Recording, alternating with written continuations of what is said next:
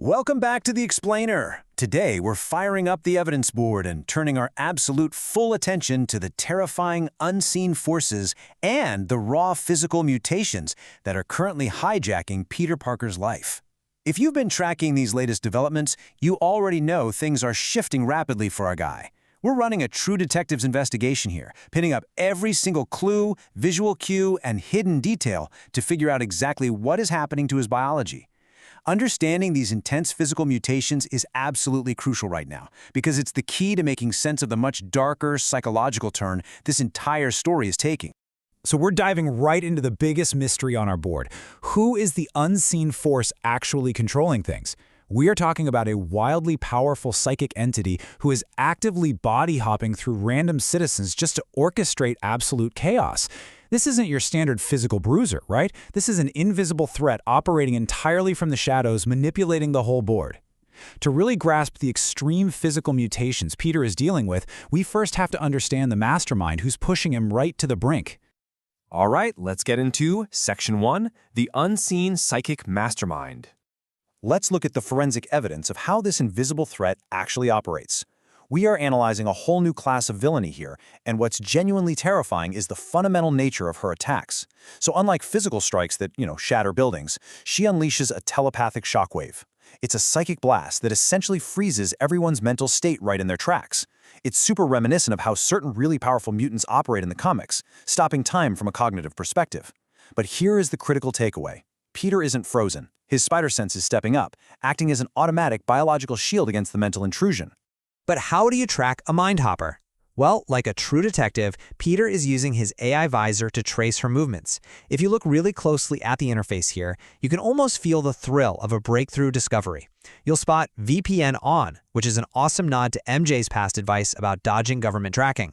And right there, web pull. Now, web pull likely points to his evolving synthetic polymer webbing, which is a massive piece of data given the wild biological changes he's currently going through. Moving on to Section 2, mutation and losing physical control. Tracking this villain is getting incredibly dangerous because Peter's own biology is rapidly betraying him. The powers we know and love are shifting. They're mutating into something much more raw and unstable. Think about this quote for a second, because it perfectly captures what we're witnessing.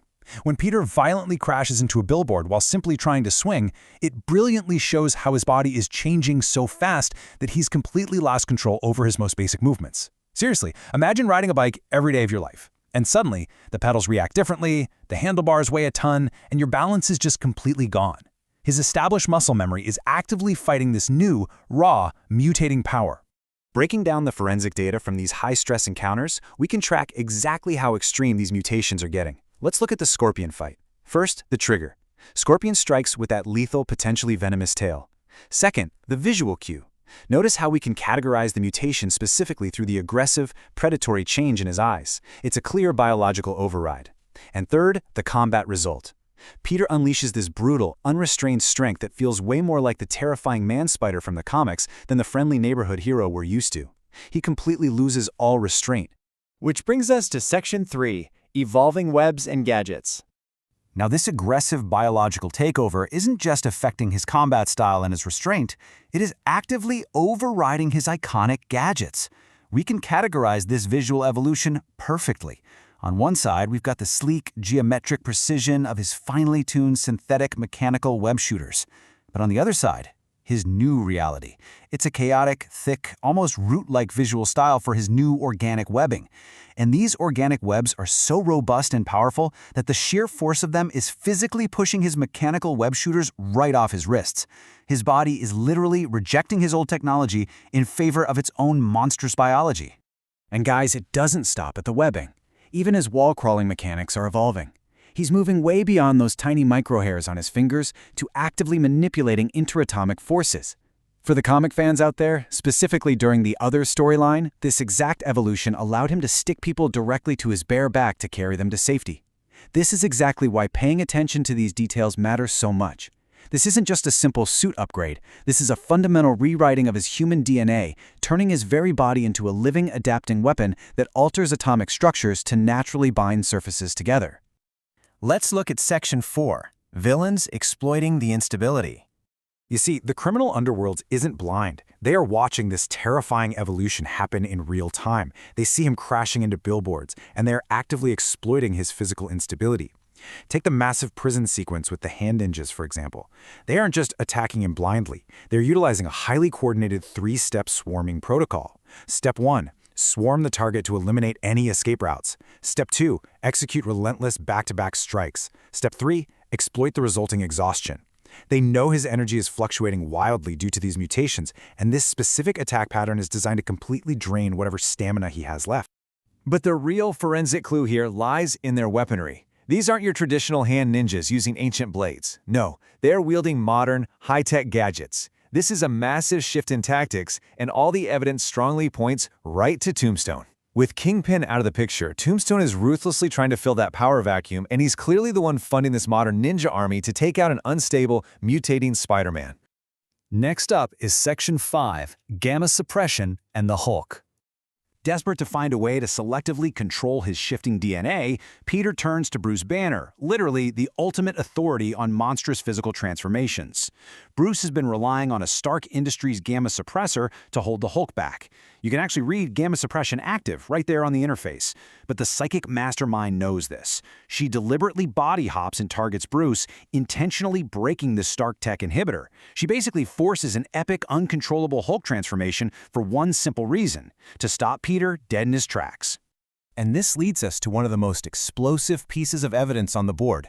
We witness this massive clash where Peter gets instantly blown away by the Hulk's immense physical shockwave, which is such a sharp, violent contrast to the villain's earlier psychic shockwave.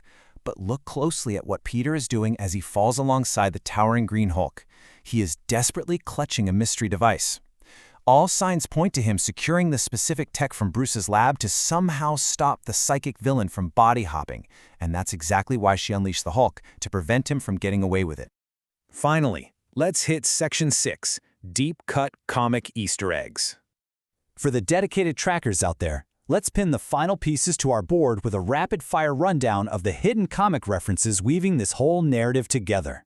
The level of detail here is just staggering. We've got an ominous license plate reading 11570, which perfectly matches the exact comic issue where Captain Stacy meets his demise. We tracked Peter bringing MJ to a safe house, which actually turns out to be the Punisher's boat, beautifully and comic-accurately named the Golden Girl.